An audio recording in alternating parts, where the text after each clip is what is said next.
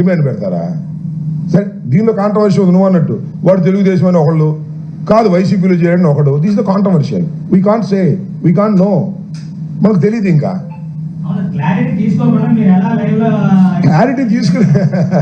Clarity తీసుకోవడానికి వాడి పుట్టు పూర్వోత్తరాలు ఆపోటే వచ్చినాయ్యా. ఆ క్లారిటీ ఎక్కడి నుంచి వచ్చింది? పోలీసులు చెప్పండి క్లారిటీ. తెలుగుదేశంలో వాడి సభ్యత్వం ఉందని వచ్చింది. చూసావు నువ్వు ఇవన్నీ ఔపటిస్తూ. ఇవాళ ఏది నమ్మడానికి లేదయ్యా. ఎందుకంటే వాట్సాప్లో 1,90,000 ఇచ్చేస్తున్నాడు. ఏమి అమ్ముతాం మనం? దాన్ని ఫిక్స్ చేసుకుంటామా? నారాజు వదిలేమ్మా. చౌదరి లాంటి వ్యక్తి అంటే అయితే ఏంటి చెప్తా ఉన్నారుగా.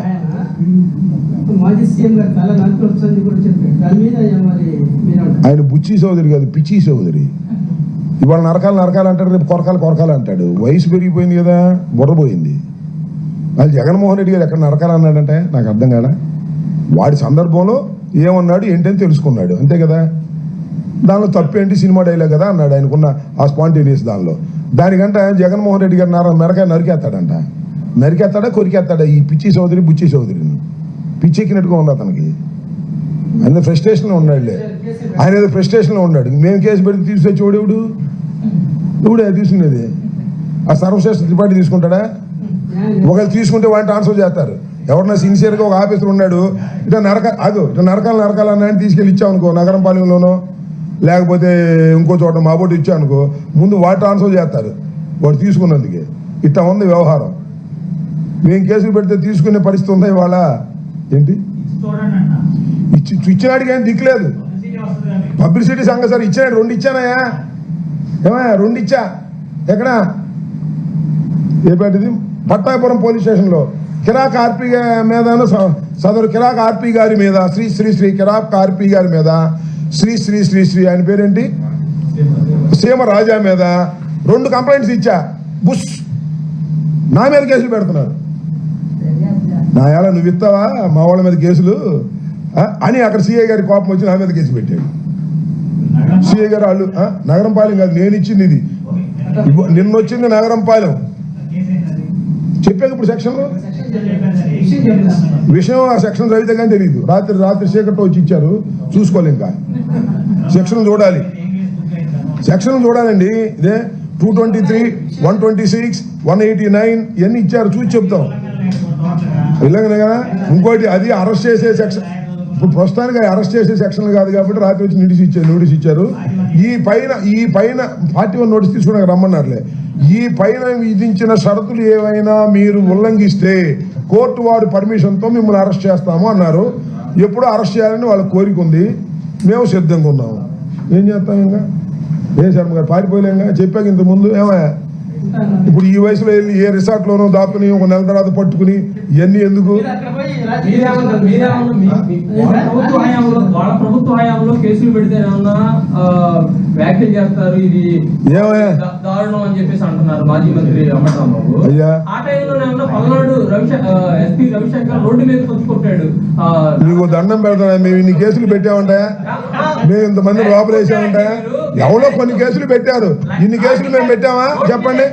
జగన్మోహన్ రెడ్డి గారు, అది కాదు మన ఈయన పేరేంటి, చంద్రబాబు నాయుడు గారు ప్రచారానికి వెళ్తే మేము కేసులు పెట్టామా? కేసులు పెట్టకుండా లేవు. చట్ట ప్రకారం పోలీసులు కేసులు పెట్టారు. ఇన్ని నెలలు ఎవడన్నా ఉన్నాడా చెప్పండి? ఆయన ఎవరో ఉన్నాడు, ఆయన పేరేంటి, వ్యవసాయ శాఖ మంత్రి గారు జైల్లో ఉన్నాడా, హాస్పిటల్లో ఉన్నాడు, బారు ఫైల్స్ అని. ఎన్ని ఇవాళ ఒక ప్లాన్డ్గా కుట్రగా నన్ను అరెస్ట్ చేయడప్పుడే నేను 4-5 నెలల దాకా బయటికి రాకుండా ఉండే కేసులు ఎన్ని పేర్చిన తర్వాత అరెస్ట్ చేస్తారు. నాకు తెలుసు ఆ విషయం. ఎవరు వాయిస్ కేసులు పెట్టిన కొద్దికి పెరిగిద్ది వాయిస్. కేసులు పెట్టిన కొద్దికి నా వాయిస్ పెరిగిద్ది. అర్థమైందా?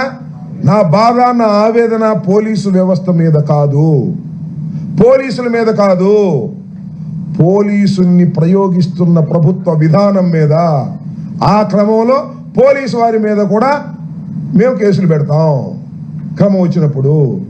Police are the toys in the hands of Lokesh. అలా టాయ్స్గా పనిచేసే వాళ్ళు మాత్రమే ఉంటున్నారు. కానీ వాళ్ళని షిఫ్ట్ చేసేస్తారు. కొంతమంది సిన్సియర్ IPS ఆఫీసర్ ఉన్నారు పాపం, వాళ్ళ మాట సిఐ వినటానికి లేదు. ఇంతే మన సర్వశ్రేష్ఠ త్రిపాఠి గారు ఒప్పుకోడు. ఆయన దగ్గర నుంచి ఫోన్ వస్తుంది డిఎస్పీ గారి దగ్గర నుంచి. డిఎస్పీ ఎవరు ఎవరు చెప్పారు? కన్నా గారి మీద కట్టామేమో. ఇంకా నయం, నేను ఆత్మహత్య చేసుకోవాలి ₹1,00,00,000 కోసం, నన్ను బాబు రమ్మని. కన్నా చెప్పాడా? ఎవరు? కన్నాకి వయసు రీత్యా బుచ్చి చౌదరి లాగా బుర్రపోయినట్టుంది. మనం ఏం చేస్తాం? అట్లా కాదండి, మీ వాడు గుర్తుపెట్టుకో అబ్బాయి, పెట్టుకోమని ఒక కేసు పెట్టుకోమని బెట్టింగ్ కట్టానని కన్నా లక్షణాన్ని రిపోర్ట్ ఇవ్వమను.